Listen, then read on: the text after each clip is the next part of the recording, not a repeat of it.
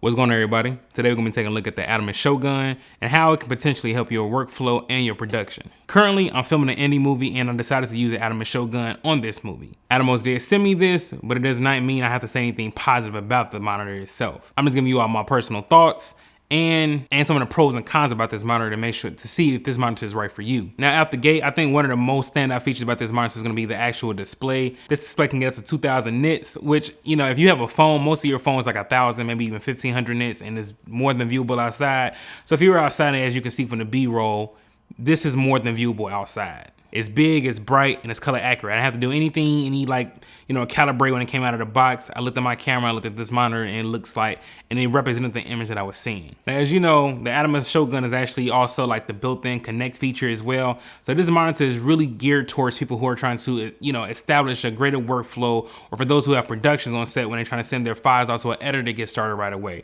Atomos Connect is camera to cloud, which is also labeled as C2C. So essentially, while you're recording, this recorder will also send proxy files up to frame.io, very small files too. So that way, if your editor wants to start editing kind of to establish a look while you're still filming on set, they can do that and you can still be recording on set and not only have a backup, but also have higher res files as well. So let's just say if you're recording on set and you want your colorist or your editor to establish a look while you're already on set. So maybe there's some things that you want to go back and change. Whatever the case is, you're able to do that because this thing here actually sends those files up to the cloud very fast. I don't want to say it's instantaneous, but damn near. Now, another great thing about this monitor that I love is actually it made for a great director's monitor. This is a 7-inch screen, so so with 7 inches there comes some things that you have to be aware of, right? Which is gonna be like the size. So like I was using this with an easy rig, so there were definitely situations where I was like, trying to get higher angle shots because of how big this monitor is. With the easy rig, it was a little bit more difficult than I would like. Now, one thing I could have done was adjust the pole on the easy rig to kind of give me more clearance, but either way, it's something that's to be aware of because you also have to keep in mind with the antennas. Speaking of the antennas and just the overall monitor itself, I do think this monitor should have came with a case because this is not like necessarily an easy go pack up and go type of monitor. Because of the antennas, you gotta make sure you have to take all three antennas off before you can securely pack it. And I think it has been easier with a case where you can sit there and fold this down, like with like a cushion foam type of thing. You just sit it down and be good to go. Now, with using this monitor, there's the great thing about having a Shogun Connect is going to definitely be Atomos OS 11. Coming from the Ninja V and the Atomos Inferno, I actually do love the way the updated interface, if you will, of the Atomos Shogun. And it's mainly because of one reason, because overall it looks, I'm not gonna say it looks identical, but it's just like a refresher look from what you may see on the Ninja V. One thing Atomos did that I love was change how they use false color. Now, they actually have 3 different false colors on this monitor. You get, the standard Atomos false color with, I don't know if it's Atomos, but just standard false color. Then you have EL Zone, and you have ARI false color.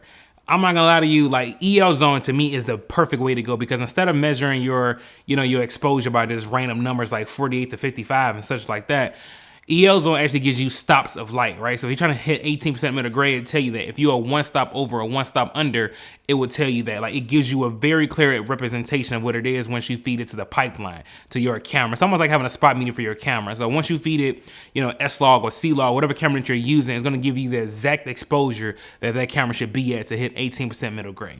I love that, right? It is way easier to use false color on the Atomos Shogun definitely than it is on the Ninja V. And if you're somebody who, let's say, who owned an Atomos product before then, let's say like the Atomos Inferno, like I did, the Atomos Inferno coming from the Atomos Inferno to the Atomos Shogun is a definite upgrade that you want to consider.